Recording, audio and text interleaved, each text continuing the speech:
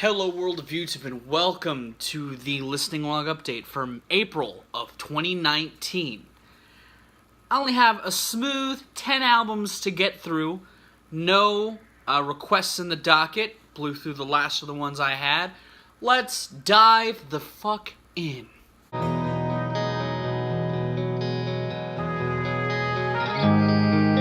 American football did it again. They made a strong-ass effort, and a stronger one than their debut from a few years ago.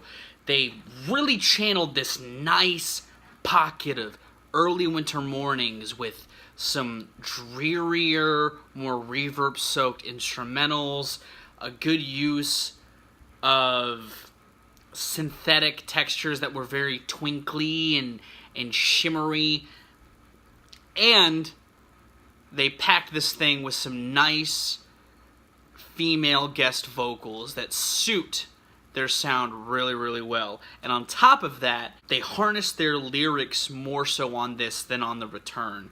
They still dive into some of the topics that were explored on that second record, but it's a lot more in line with their lyrics. You know, they sing about codependency to alcohol, how it can relate to your family, you know, on tracks like Uncomfortably Numb, and Silhouettes, you know, the past never really has gone to you, you know, your own habits from the past could start to creep back into your normal life, and if you're a sad, depressed person, that can kind of a bad thing. They even bring some of the brass instrumentation seen on their debut and introduce it into this drearier, dreamlike sound on Doom and Full Bloom excellently.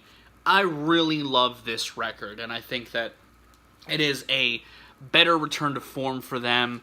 They put it out at the perfect time. You know, it was late winter when this thing dropped, and they really choked the last bit of emotion out of that season that it could. It really felt like a good melding of their math rock tendencies with some catchy ass dreamlike sounds, and I really enjoyed this thing. I give it an 8 out of 10. I meant to talk about it last month and I completely spaced it, and that's not to say that this album is forgettable, because while revisiting it to talk about it in this video, I fell in love with it all over again. I like how, even though it's not super mathy, they still have the math elements there, and I like just this thing as a whole. It's a quality fucking project. Fanny pack, we don't pistol wave, so don't get mad if you get hit when that shit ricochets. Last month when I talked about a poll that had Billie Eilish going up against somebody else, this was the somebody else. It was Yelawolf's Trunk Music 3, which I had some mild excitement for, even though I haven't liked Yelawolf's studio album output when he was signed to Shady. This had the Trunk Music name. Trunk Music Returns, the second Trunk Music record, is my favorite Yelawolf record, period. So I was hoping he would really channel into that on this third outing, and he doesn't. While I think this has moments that shine better than his last very forgettable record, Trial by Fire, a lot of the lows on here in the middle section is just as forgettable. It starts off on the right foot, with the instrumental to Trunk Music intro having the same thing as Trunk Music. You know, he dips right into Catfish Billy. He collaborates with 3-6 members on Rowdy. He hits the right notes at first. But then, shit like Drugs and Like I Love You really grind the record to this screeching halt. And I feel like it has a hard time really gaining its footing back to how it started.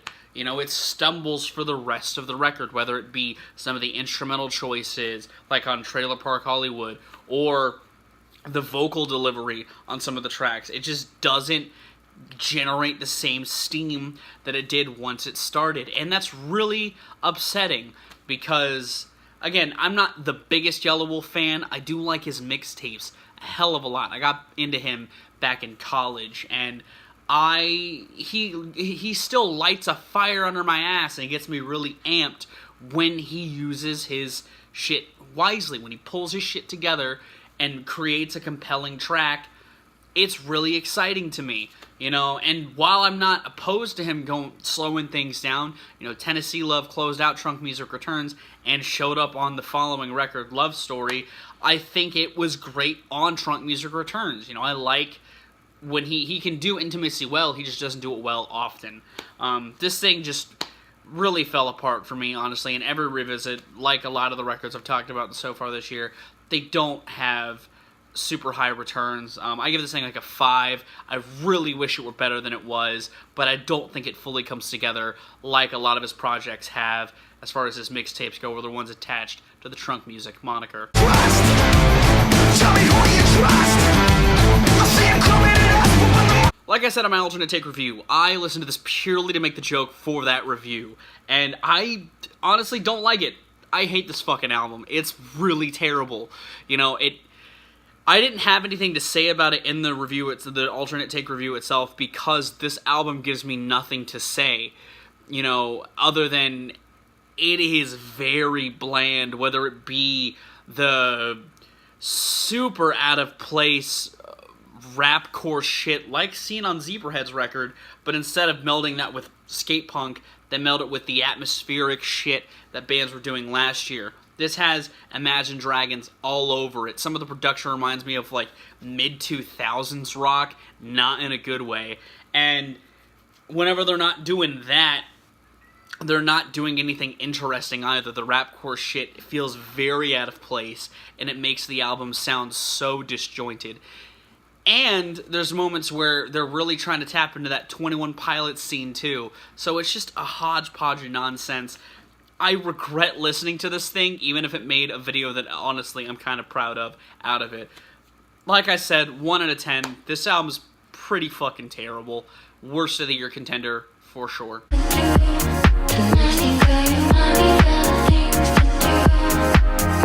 I'm gonna put the weird past Kitty and I have, as far as my reviews of her music, and that behind me. I haven't listened to Kitty since those days. I knew she was making stuff, and I knew that it was different than the stuff she was making, but I didn't have any interest to check it out.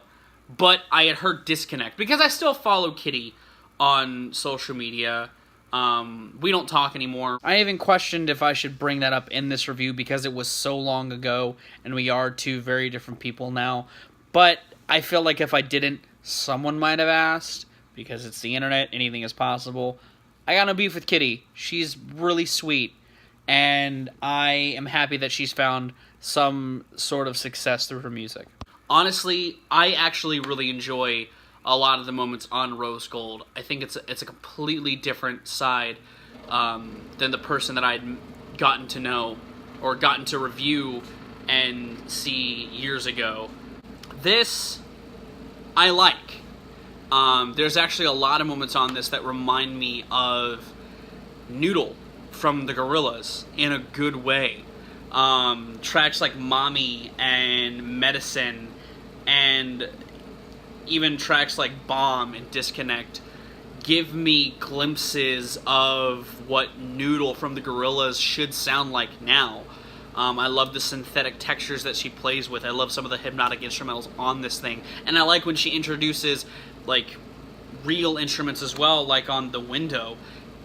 She's got some really good shit here, man. I don't think all of it comes together that well. It takes a couple, you know, listens for it to really sit with you, to me personally. But I enjoy this thing. I think that she taps into a sound that works for her a lot better than the stuff in the past. Even when she's rapping, like on Strange Magic, I don't think it's out of place. I think it works really well. All in all, I've walked away from this thing enjoying a lot more of it than I hated, and I give props to Kitty for that. You know, I personally, I give this thing like a 7 out of 10. It's a nice release. Like, this is a nice, solid record.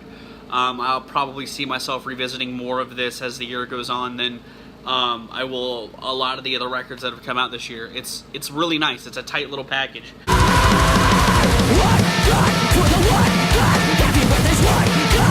Can't say the same thing about Periphery's latest record, though. I don't know why I continue to revisit this band. They do nothing but continue to churn out similar sounding shit every single time I hear them. The only difference is this has some heavier aggression than was seen on their last record, but I don't think it's all that interesting. This kind of reminds me of the newest Fallujah record that I reviewed last month, I believe. It's got a lot of that just blunt brick aggression with some vignettes into the weird mathy shit that they do from time to time, and some diversions into the gent breakdown shit that is tired and played out. I think these guys still play their instruments fine. I think they're still capable musicians, and I think that their vocalist is fine. I prefer his growl to his sing personally, but that's just me. Out of the gent scene, this is pretty average. I like the Fallujah record. I'm not digging this, but I'm digging this even less because I feel like it's one of the more derivative outings I've listened to this year thus far. Sure, there's moments I enjoy. That's why I'm not giving it a super, super abysmal rating, but there's not a whole lot I'm walking away from this as far as full songs or the complete package with a whole lot of praise. It's pretty boring, actually, to a large degree. The first couple of tracks, especially the 15-minute opener, is so samey and boring. It reminds me a lot of the shit that was on Tesseract's last record, which was another very mediocre, by-the-numbers gent project. I give this thing a 4. It is what it is. Darling, I have to be moved from... Now, Paak I can get into. I originally got into Anderson .Paak with his collaboration with Mac Miller on The Divine Feminine, and I liked him there. I thought he sounded really cool, and for some reason I just never checked out any of his records. I missed Oxnard last year. I checked it out after checking out Ventura, and damn, this is going to sound weird, but this reminds me of when System of a Down made Mesmerize and Hypnotize. Hear me out when I say that. Oxnard feels a lot more ambitious with its sounds, like Mesmerize was. You know, it has different things to say lyrically, but on Hypnotize, I don't want to say they played it safe, but they boiled down the elements from Mesmerize that worked into a much more streamlined project. It still had some of the weird vignettes and soundings from Mesmerize. They were just in a much more consistently palatable project. And I say that with Mesmerize being my favorite System of a Down album. But Ventura achieves a similar sort of homogenization of this ideas on Oxnard. I love the lush instrumentals on here, and a lot of the feature work is fucking awesome. You know, I love me Andre 3 Stacks. He opens the thing out strongly. To pull Brandy out of the woodwork and have her help, like, sing with you. Fucking tight. Anderson sounds like he's having a good time here. I like how vibrant it sounds. I like how boisterous and uplifting this thing feels when I listen to it. It's a great chill record to throw on and just vibe to. It reinterpolates that West Coast sound into this neo-soul atmosphere like Oxnard did, but in, again, a more palatable fashion. I fucking adore this thing. I think Anderson knocked it out of the goddamn park, if I'm gonna speak on that like that. Great tunes here, great tunes, and honestly, a really fun listen. I give this thing like an 8 out of 10. Super great release. I'll be revisiting this all summer. This has summer written all over it in the best way possible. It's smooth, it's creamy, and it's so delicious to listen to.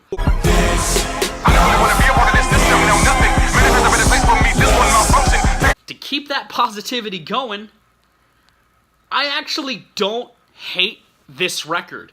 I had really tepid expectations because you guys know my feelings on Tech 9 by now. I've talked about him, not talked to him, that would be a weird conversation. I've talked about him ad nauseum throughout the last year or two that I've been really getting back into the video game, and I didn't expect to like this thing as much as I did. Even if I don't hate every project he's put out post 2012, they've all felt really lengthy and overwrought. This does not overstay its welcome whatsoever, and I think it helps that the songs are tighter, they're shorter. Tech does not waste any time throughout this entire project, and I really appreciate that.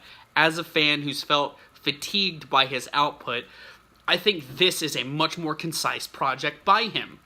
And actually, a lot of the atmospheres and sounds and flows that he's spitting remind me, they harken back to not his KOD days. I know a lot of fans want that, but this reminds me more of like his Absolute Power mixed with a little bit of Psychology 101 era tech, and I adore that. I think he's having a lot of fun.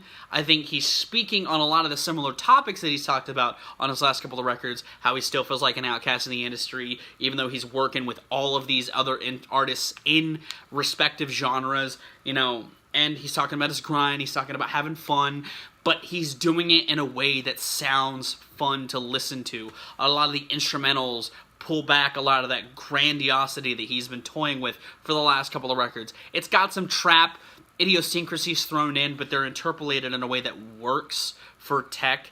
And he's picking features that fit those instruments as well. He's not aiming for the pop rap crowd, even if he's still throwing around them hooks like on Effin' Do It and Chooky Fever and the title track Nina, which feels like a superhero anthem. This is a tech I've been wanting for a while. I don't love every song, but it feels a lot more consistent than his last couple of releases have to me personally. You know, while I don't like tracks like I Remember, and even Effin' Do It, I'm not big on Effin' Do It. They're fine, they're passable songs, but they don't do a whole lot for me. I still walked away enjoying a lot of the experience I had on here, and he killed it this time around personally, I feel. I give this thing like a 7 out of 10, really consistent project by Tech. Spades, giving you spades, man. As a longtime fan, I enjoyed this in a way that I haven't enjoyed a Tech 9 record in a long time. Even the records of his that I do like, that have come out this decade, don't give me the same feeling that this does, and I like this for that.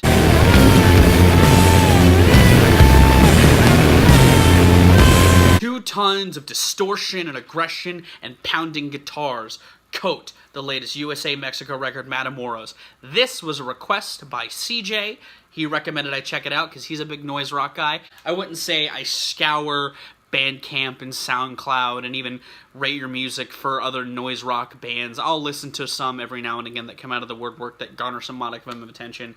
And this is a good record, you know. This reminds me why I do enjoy the genre of noise rock personally. I like the distortion that coats all of these songs. I like how thick and meaty the production is. I even like that songs like Eric Carr, T-Shirt, and Shoefly have with their sort of thunderous, booming percussion that coats underneath those really drumbling, gritty guitars. I like that their vocalist sounds like a bowl of nails. You know, he does some incredible things vocally that enhance that cacophonous feeling that this record has. It's disjointed, it's jarring, it's unsettling, it's unnerving in all of the right ways. You know, I actually hear a lot of influence from those 80s noise rock bands like Big Black, and the production on this really feels like that Texan Butthole Surfers style noise rock, and I enjoy that for it. You know, I think that it's not too long. It stays at the perfect length. Even the longer songs, they do a good job of just keeping the noise compelling and engaging and just all-encompassing in a great way. You know, this isn't your clean-sounding, noisy shit. This isn't, you know, while I love industrial, it can get a little clean at times. This is dirty, this is gritty, this is muddy, this is so thick in the best way possible. And I like this thing. I think it's really, really good. For a guy who likes noise rock, this is up my alley in a lot of ways. I give this thing like an 8 out of 10. Quality fucking release. Honestly, I would have liked to have even seen more from these guys personally. I think that this is a great record, and if you like noise rock and you haven't listened to this yet, you'll probably really enjoy this.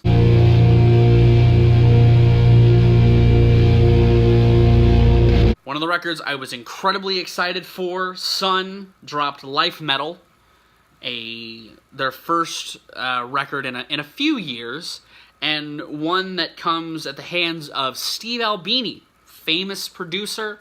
You know, he's working with the guys of Sunn to create this incredibly nuanced and textured experience.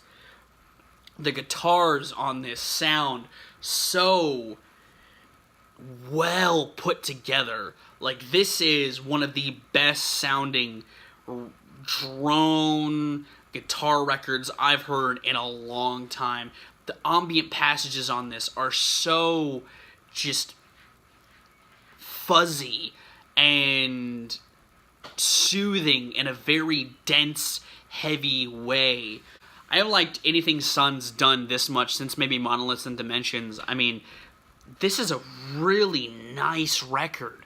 You know, I like the textures. I like the other inclusions that they add to this, the other ambient sounds that they include on this outing. And even though these songs are long and lurching and glacial, they feel so engrossing throughout the runtime. The sounds that they use all come together in this harmonious fashion under this wall of sound. This is another record that I just love because it just pummels me and drowns me in guitars and sounds in the best way possible. You know, this is what I come to Sunn for, is a record like this. And I give these guys, you know, top guard remarks for what they pull together here. Personally, I like this thing a lot. I like it about as much as Monoliths in the Dimension. I give this another 8 out of 10. Solid release. I might increase that as the year goes on. I do see myself coming back to this thing a lot because I love the way it sounds. I think I was expecting Albini to put some kind of touch on their sound, but I mean, this just completely surprised me with how detailed and just impactful the production was. Pieces gotta have it. Caught a wave, is it magic? Crush your head, is it magic? Drop it. ScHoolboy came out with a record, something else I was really looking forward to. The minute this was announced, I became so hyped. For those that don't know, Blank Face is actually my favorite ScHoolboy record. I like Oxymoron, I think it's great, but I was so hyped for this record. And it kind of lived up to the expectations. I like it less than Oxymoron and Blank Face, but not by a whole lot. This still has a lot of that ScHoolboy flavor that I'm really enjoying, like on the opener Gang Gang and on Die With 'Em. I like the more pulled back sounds, like on Drunk and Chopsticks. You know, he's infusing his West Coast flavor with them trap sounds really, really well. I don't think all of the features come together. I don't like Lil Baby, and the song with him is a little bit weak sauce. Same with Lies. I don't hate Ty Dolla $ign and YG, but that song just, every time it comes on, I find myself skipping it every single time. It's solid, but it's not anything I'd write home about. But I do really like the track with Kid Cudi. I think they came together really well, too. And there's a lot of moments on here where he pulls on that gangster persona, but in a different way, and I enjoy it for that. And I found myself, when I revisited this thing, it was to give me a different flavor of ScHoolboy than Blank Face gave me, and I like it for that. You know, I do kind of miss some of the instrumental textures that were on his last couple of releases, but I don't mind him introducing some modern tropes and ideas into his sound, because I think that some of them come together really, really well. And I don't think it detracts from his character or his stage presence that he's brought forth thus far in his career. Really solid record. A pretty fucking solid release. I give this thing a 7. Another really solid record that came out this month. 7 out of 10 for me, for sure. And that was the month. That was April. What did you think of the records I talked about? What are your thoughts? Do you have any suggestions for me to talk about on the listening log? Linked in the description is the listening log. If you would like to see what I have on the docket, if you want to see something pushed up, just leave it in the comments. There's a lot coming out in May.